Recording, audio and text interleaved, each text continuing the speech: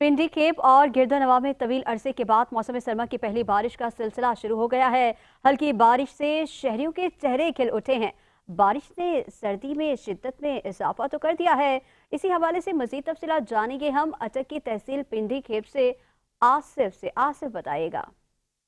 अटक की तहसील पिंडी खेप में और गिरदोनवा में बारिश का जो सिलसिला है वो शुरू हो चुका है। मौसम सरमा की पहली बारिश और तवील अरसे के बाद ये बारिश हो रही है।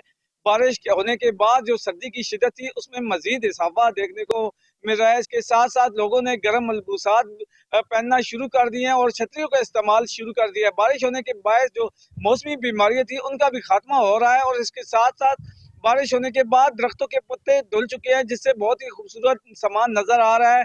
जबकि इस बारिश के बायस जो गंदम की फसल है उस पर भी बहुत अच्छे असरात मुरतब होंगे, जिससे किसानों में खुशी की लहर दौड़ पड़ी है।